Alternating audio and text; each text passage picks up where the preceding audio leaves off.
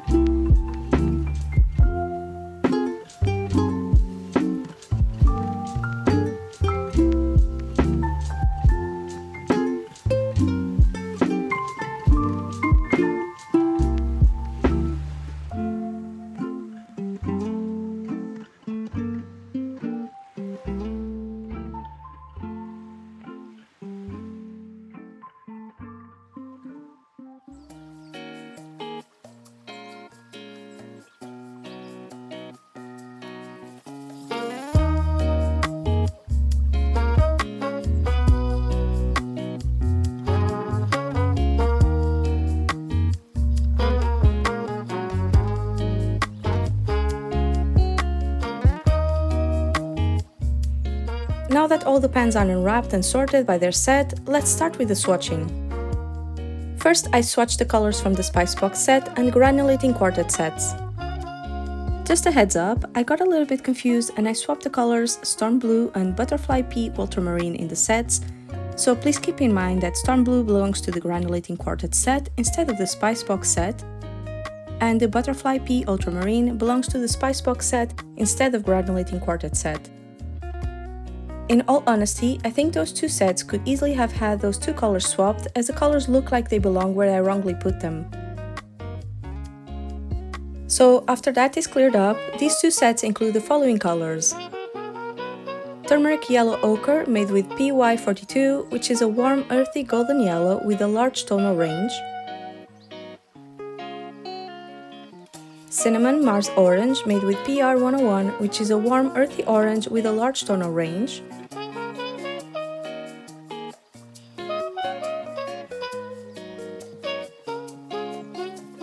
Indian red chili made with PR 101, which is a cool dusky earth red, also with a large tonal range.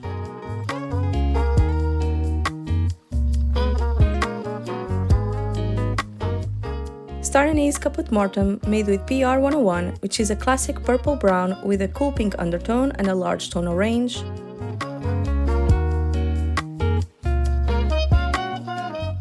Storm Blue made with PV29 and PR 101, which is a heavily granulating moody blue.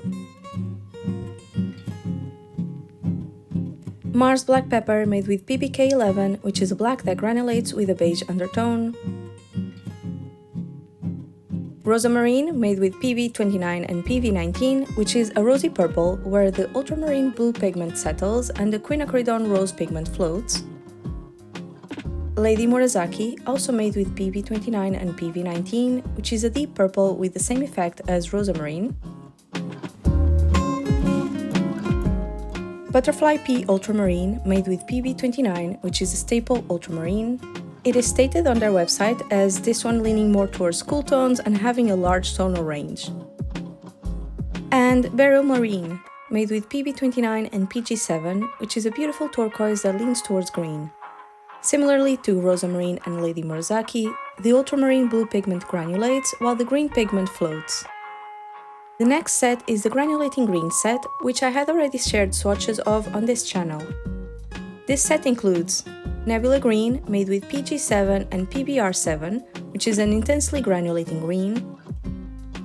Alpine Lake Green, made with PB153 and PBR7, which is a teal green where the blue separates from the yellow. Imperial Jade, made with PG7 and PR101, which is a deep green. Henna Green, made with PY83 and PB29, which is a khaki green where the blue settles out of the warm yellowish green. And Paddy Green, made with PY74 and PB29, which is a sap green with blue granulation. Lastly, regarding the Shimmer Set 1, I noticed while writing the script for this video that there might have been some changes to the colors included in this set, as I have a different combination of colors than what is currently listed on the website. For example, when I bought the Shimmer Set 1 back in 2019, it included both the colors Dewdrop and Stardust, but the current listing for the Shimmer Set 1 only includes Dewdrop. So instead of listing the colors of the set and then the individual ones I got, I'm listing them all together in the order that makes sense for me.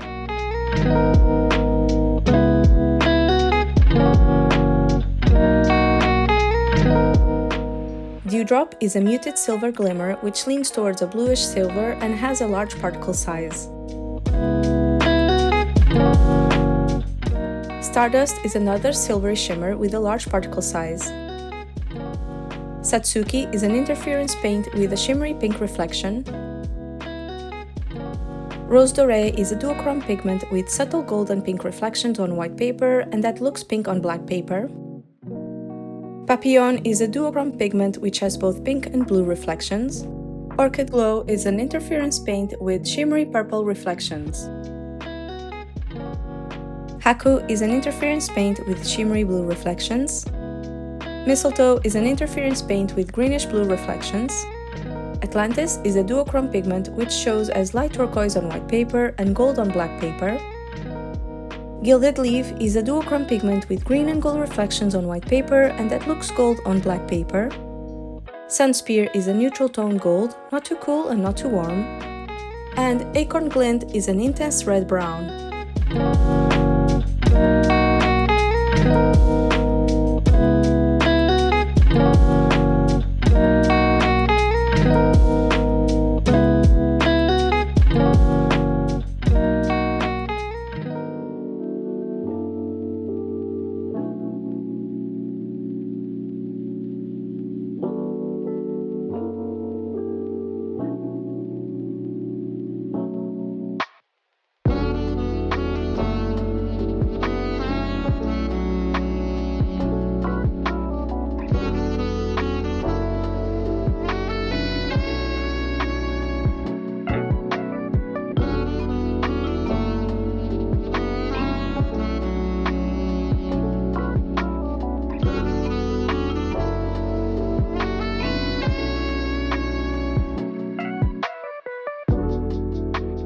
In case you haven't figured it out, I love swatching watercolors, either brand new ones I've never tried before or colors I have used for a long time. Having said that, I hope you enjoyed this video, and if you did, don't forget to click the like button and subscribe for more. As I said earlier in the video, there are a few more granulating colors from this brand that I have my eyes on, and this new palette does have the space for a few more additions, so perhaps in a year or so I'll give in and get them. I'd love to know if anyone has ever tried this brand, and if so, what are your favorite colors? If not, what are your favorite handmade watercolor brands? Please recommend them to me down below in the comments. Bonus points if you suggest some awesome granulating paints. Lastly, if you stuck around until the end of the video, go ahead and leave a leaf emoji in the comments below. It truly makes my day to know someone has enjoyed the video enough to watch all of it. Plus, emojis are cute and this also helps a lot with the algorithm and for my video to reach more people. And before I end this video, I'd like to wish Merry Christmas and Happy New Year in advance. I still haven't sat down to plan the next video, so I guess you'll have to wait and see what comes up next on this channel. Anyways, thank you so much for watching and see you in the next year with a new video.